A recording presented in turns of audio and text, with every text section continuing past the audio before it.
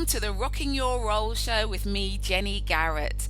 I'm an executive coach and author, and today I'm joined by Mindy Gibbins-Klein. I'm absolutely delighted to be joined by her. She's the book midwife and founder of Panoma Press, and I'll share a secret with you. She helped me birth my book, Rocking Your Role, in just 90 days. So we've got a lot to learn from her. Hi, Mindy, how are you? I'm great, Jenny. Thanks for having me on the show. Yeah, really lovely to see you, and I'm really excited for you to be here today to share some of your wisdom with us because I know you've got a lot to offer.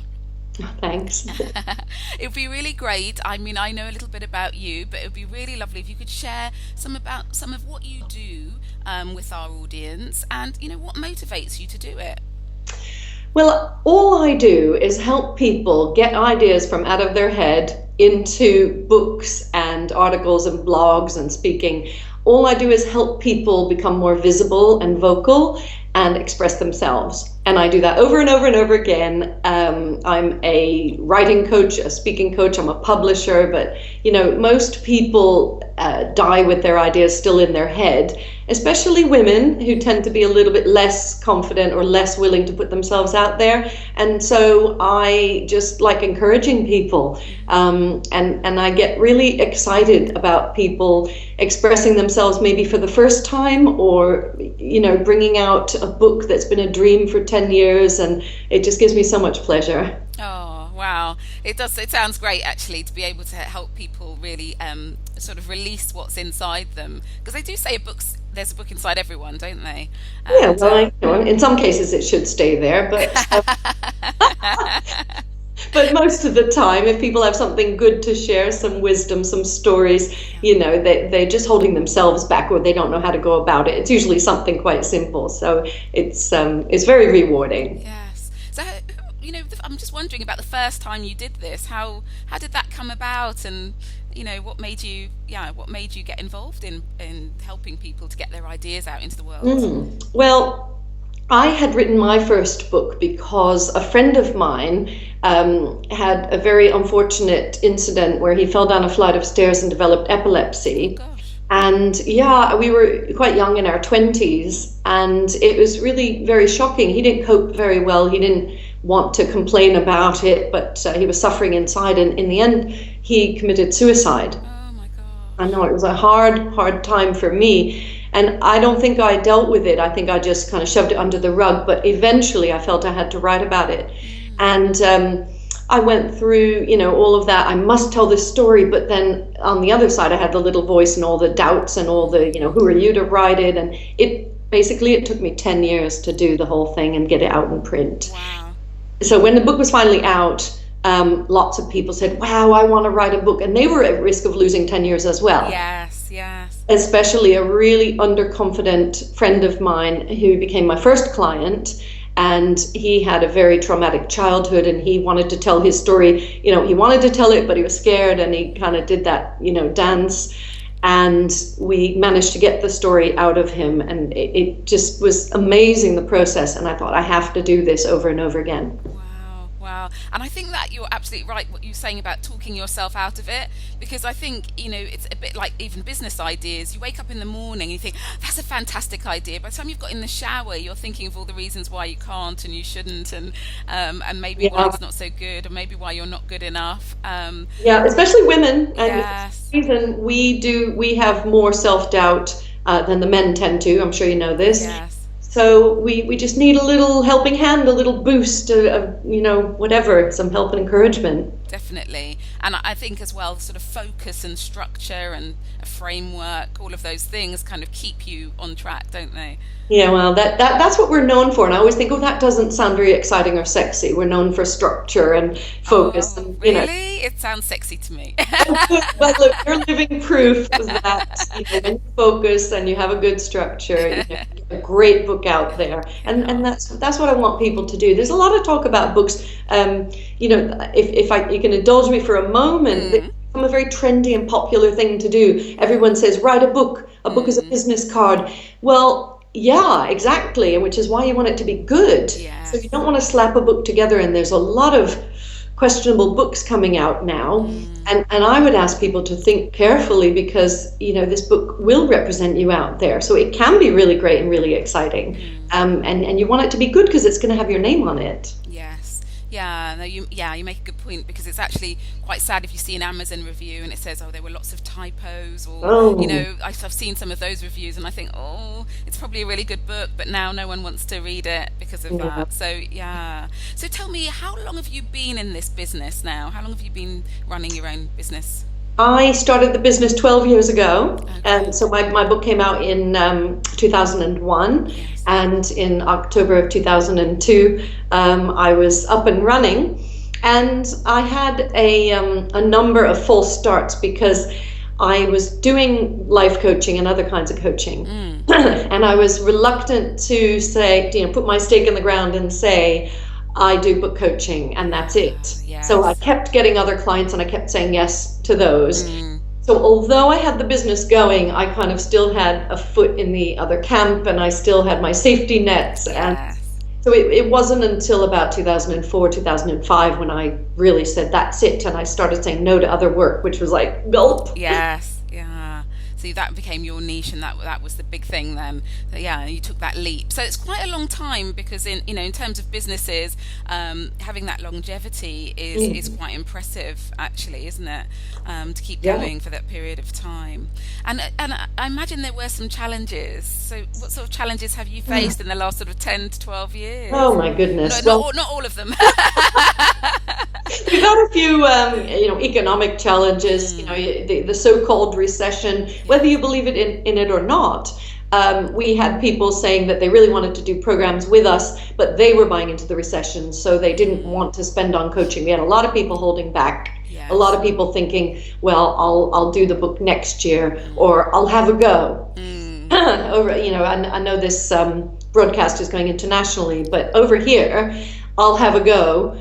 It can be an empowering statement, but when it comes to a book, it's a dangerous statement. It's 4 very dangerous words, because you have a go, you fail, and then the book never sees the light of day. So we had those challenges, kind of picking people up from the floor. They've tried, they've wasted 18 months. Can they actually do it? Their self-esteem is in the gutter. I've had challenges with, I know we'll talk about it, but balancing the family commitments. When we moved house because of my son's school, I had my office in the house for, I don't know, about a year. And, they would wander in and there was not even a door. It was just in like a part of our dining room. And they would come in and they'd hover. And so they'd see me typing. So they'd been trained not to interrupt me. But when you can see somebody else and you eventually stop typing and you go, what is it? Can I help you? And they'd be like, can you play a game with me or whatever? And they go, I'm working. And it's hard. It's really, really hard to give them the time and attention. But, I had to explain to them that the business was what was allowing us to go on holidays and things like that. So tell me, because it is a challenge, and I think it still is a challenge in the UK in terms of people's finances. We have really, the media messages are quite contradictory. One day it's we're out of the recession and it's the most buoyant and there's so much growth, and the next day it's austerity measures all over again. And that can be, there's getting people to recognise the investment in themselves is a challenge. And I don't know if you have any tips for our listeners around how you combat that, whether it's about as businesswomen, our mindset, whether it's about perseverance. I'm not sure, anything that's been helpful for you. Well, here's what I've done for myself, and then I can maybe talk about clients a bit. I have invested a lot. I mean, about £150,000 over the past 12 years in myself and my business. That money wasn't there. I didn't have a chunk of money sitting there, but basically I liquidated a few funds. I decided that I needed to skill myself up, did a lot of personal development type training, and I traveled to various places, did courses. And as I started to become successful, I reinvested in myself. So that's what you can do, is not think about, how much you need to spend, but always look to reinvest some money that's coming in. It depends on your tax laws, but you can usually claim it against your income. So if you have your own business, then you are lowering the tax that you're paying. Yes. It's actually a good thing to do. Invest in yourself. So it's, you gain the skills and the company pays less tax. Yes. So I continued to do that. What I've encouraged clients to do is have a look at the return on investment, the ROI. Because Yes. with something like a book, some things are more difficult, just general personal development, but a book is very tangible. Yes. And you can have a plan for not just selling books, but using the book to get more business, using the book to raise your fees. You can actually have a target, revenue figure or income figure that you would like to create from the book. So you know that, yes, you're going to spend £10,000 doing the book, producing it, marketing it, whatever, but you're going to get 20, 30, 40,000 over the next 3 to 5 years. Yes. Therefore, it's a great investment. So, the book is quite an easy one for me to talk about, because if it's not dated, if it hasn't got a very slim window, then that book can carry on earning and working for you for a long time. Yes. But I think that message of investing in self is important, actually, because I think if your clients are coming to you and you're not keeping up the quality of what you're doing, you're not refreshing and feeling re-energized yourself and developing and growing, then actually you're not going to be such an attractive proposition anyway, are you? So there's something about that feels important. Yeah, definitely. And things are changing. And, with things like social media, I wouldn't say I'm on the cutting edge all the time. But, I do force myself to do various trainings and to work with, different systems and platforms and things, because it's expected and things are going to keep moving on, probably at a faster pace. Sometimes I'm tempted to unplug and say that I'm just not going to interact on social media, but I'm too scared to do that. I did it last year. I did a 3-day social media detox, which was quite nice. Yeah. I mean, forever, Jenny. Yeah, I know you did. Maybe just try for 3 days, see what happens. You had withdrawal symptoms, did you? Or It was not? actually, it was fine. It was quite good. It was, it was very nice. I realised I had more time in my day as a result. But it was good to go back on as well. I think there's something also about, as business women, that we need to hold our nerve. And I think that investment in self, that, I don't know what you do, but some people sort of meditate or read or whatever it is that sort of calms you and keeps you quite centered, is helpful to hold your nerve in this kind of climate. So I think it's also that can be, in terms of being resilient and, taking any knockbacks or, dealing with the day when the phone doesn't ring, can be quite useful as well. Yeah, well, as you may remember from our program, we have a whole list of resources that we recommend you use at different times, because you never know when that feeling is going to hit you, or when someone else is going to do something stupid, or when you're just going to have a bit of bad luck. And so you need lots of resources, including, as you say, meditation and tools, and also mantras and affirmations, and your network, and a whole list of things, reminders about why you're good, to keep you going, because sometimes there's no one else to pull you out of it except yourself. Yes, absolutely. Yeah. So challenges around work-life balance, and also around the climate, and just encouraging people to recognise the return on investment. Would they be the main ones you'd think about for the last few years? Any others? I mean, we've had our fair share of people copying our branding, copying my methodology, setting themselves up. Oh, I've done one book, I'm now an expert, I'll help other people, that kind of thing. I've let go of all of that, because there are enough people to help in the world that, even if I had 1,000 coaches on my team, we still wouldn't have enough. Yeah. But I've started to build up the brand and the team and things like that to, make sure that I'm doing everything that I can to put our system into the world, as I say, so we can have a good quality. But, sometimes you're going along, and then, somebody says something on social media and you think, oh no, I have to now waste 2 hours defending myself. Or I suppose I've just learned to keep my head down. Yes. And so I'm probably not remembering most of the challenges, because I've learned to deal with them faster and faster. Excellent. I mean, that's my best advice for all my clients. Yes. And especially people who let things get to them on a basis. you need to learn to deal with things fast and like bat them away. Yes. I've got this method when I catch myself.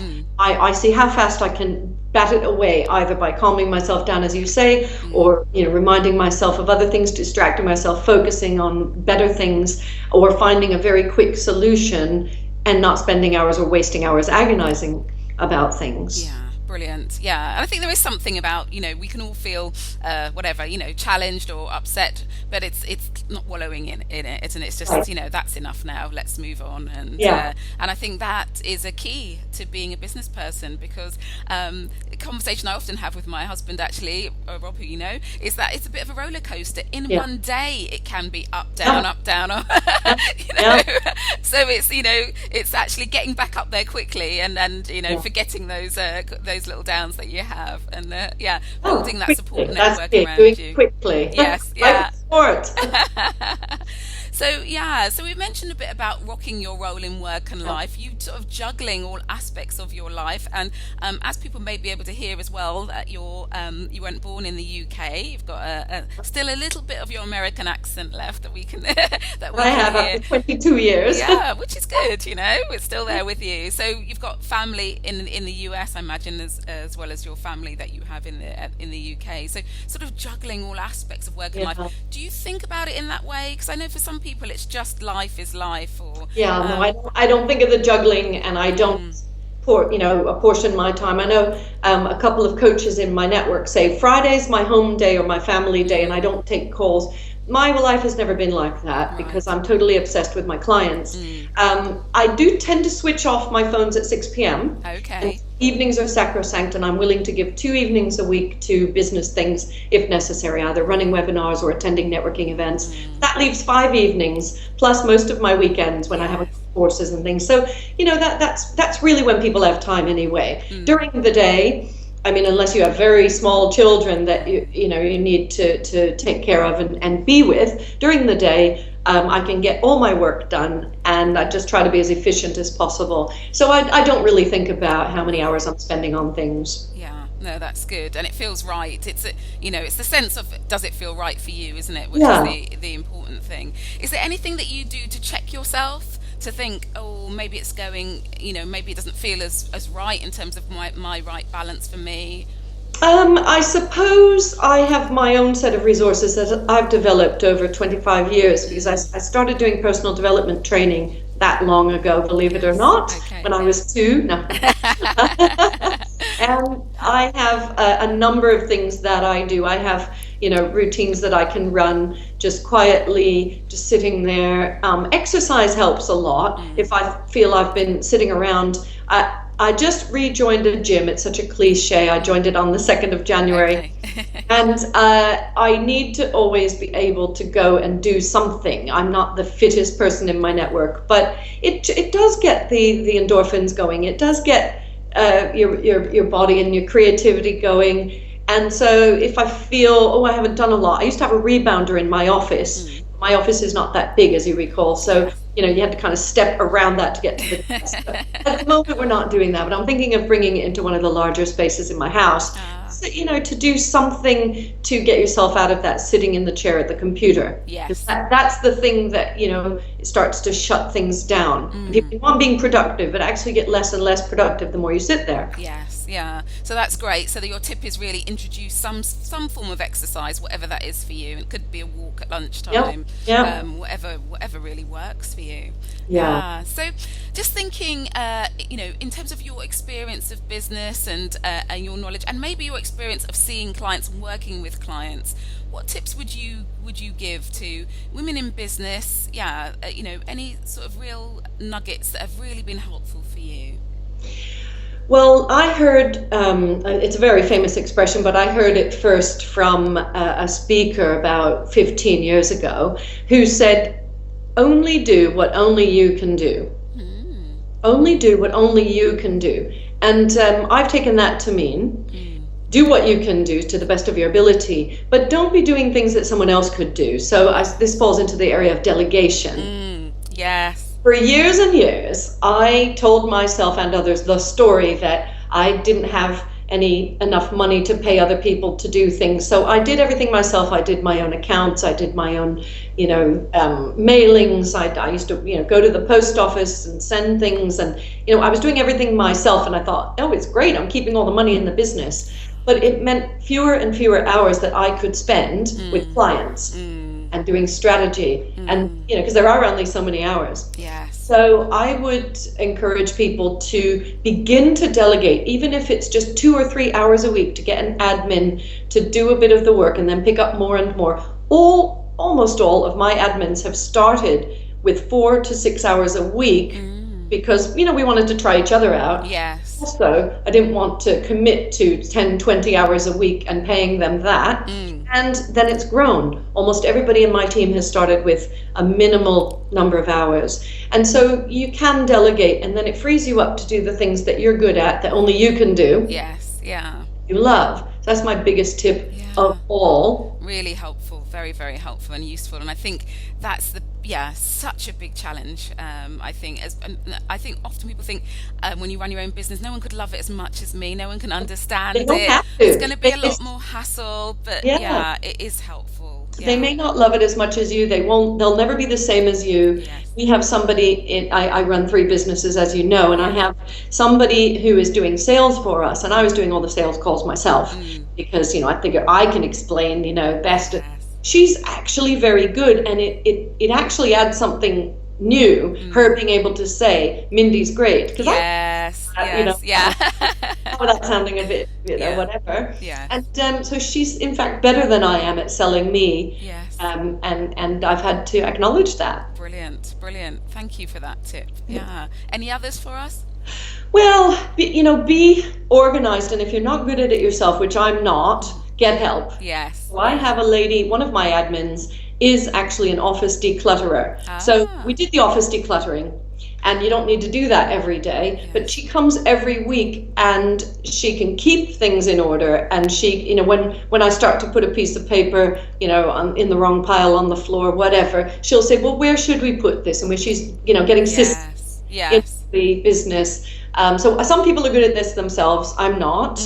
I'm good at, thought leadership and book writing systems, but not office decluttering. And so you can supplement with other skills. And so I've brought her into the business properly, so every single week she's adding something. Yeah, it's such a big thing, actually, office clutter.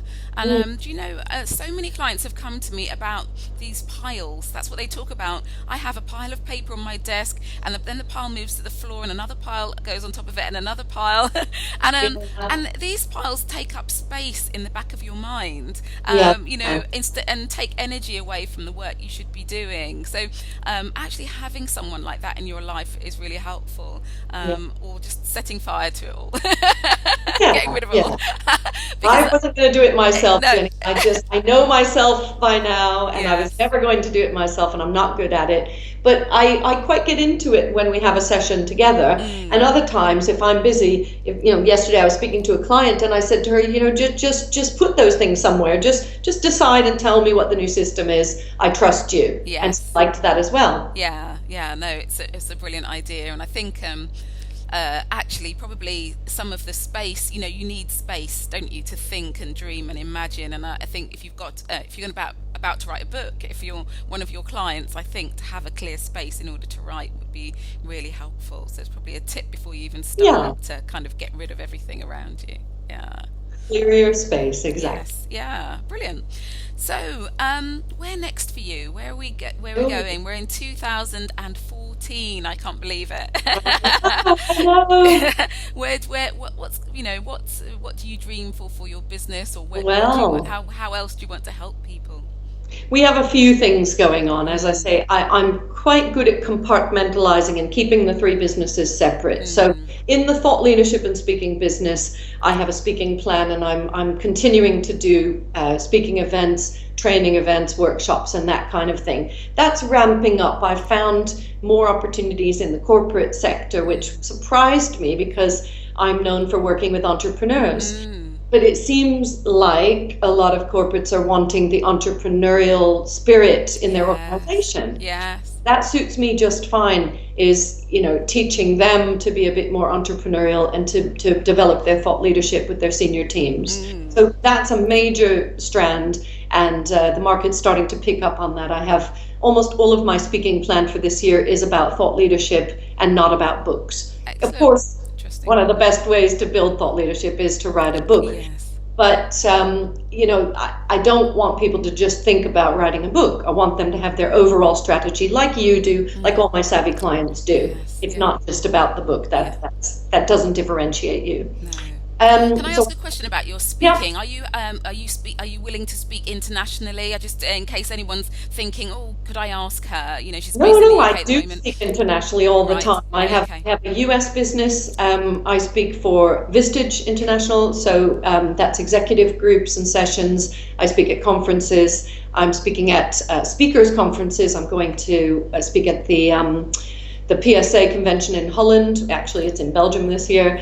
Okay. And I'm speaking in South Africa next month. So there's a lot of international speaking on my plate. We've just actually relaunched the Book Midwife in Australia, Oh, and I'm going to speak at an event at the end of the year with my licensed practitioner there, see if we can build the team there. fabulous. So there is already, I'm doing an event in the States in the summer. So there's always something going on internationally because, I enjoy traveling, and, there's just so much opportunity everywhere. Brilliant.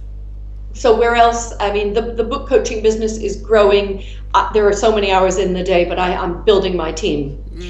And we actually put the building on hold. People said, oh, you said you were going to have 10 licensed practitioners. I said, yes, but I didn't want 10 people trained up and not enough business coming in. Yes. And Yeah. so the conscious decision to put it on hold during the recession. And now that things are picking up again, we're building up again, and that's exciting. And in terms of the publishing business, as I think we just got our investment.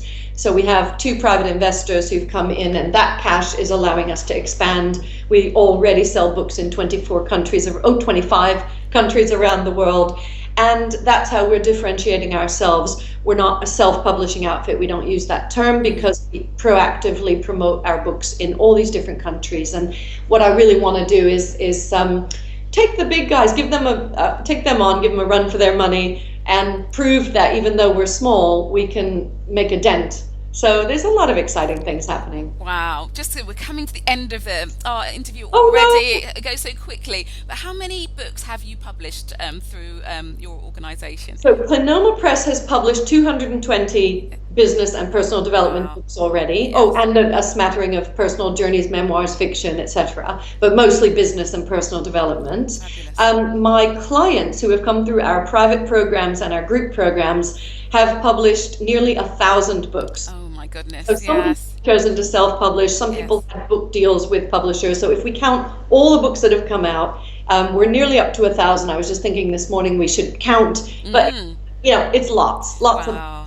So that is impressive, and that's a wonderful figure to be able to sort of leave our audience with. Imagine that, helping over a sort of a 10-year period, helping all of these people get their thoughts out into the world. Yeah. And maybe it could be you if you're listening or One of the watching. listeners. Yeah. The things I'd just like to stress, if I have 2 seconds, Yes. is that it's not about getting the book done, because a lot of people will eventually get a book done, but it might take a long time and it might not be as good as it could have been. Yes. What we're known for, of course, is the 90-day program, and clients are guaranteed to have their book ready to publish within 90 days. Yes. Like you did, Jenny. Yes. Follow the process. Absolutely. And Jenny was amazing because she did follow the system. It was a bit tricky some weeks, you had a few wobbles, but you still trusted the system and the process and followed the advice. So that's the key, of course, is getting a great book done and getting it done quickly. And we're trying to show people they can do both. Yes. Yeah. No. And I'm testament. I testify. She can definitely do it. And I really enjoyed the process. Thank you so much, Mindy. Where can we get hold of you? Is it bookmidwife.com? bookmidwife.com, Book Midwife on Twitter, Book Midwife all over the place. If they Google my name, if they Google Mindy Book on Google, they can probably find Mindy Gibbins-Klein if they can spell my surname. My speaker website is mindygk.com. Okay. So if people are interested in the overall things that we're doing in the thought leadership stuff, so they'll find me online. I've no doubt about that. Wonderful. Thank you so much for your time. It's been really wonderful to hear a bit more about you. I've learnt more about your journey and your story, and who knows, maybe even more books will be coming our way from you as well. And from you. And from me, maybe. Keep rocking Thank you for having me in work and life. Thank you so much, Mindy. Thank you for having me. Take care. See you, Jenny. Bye.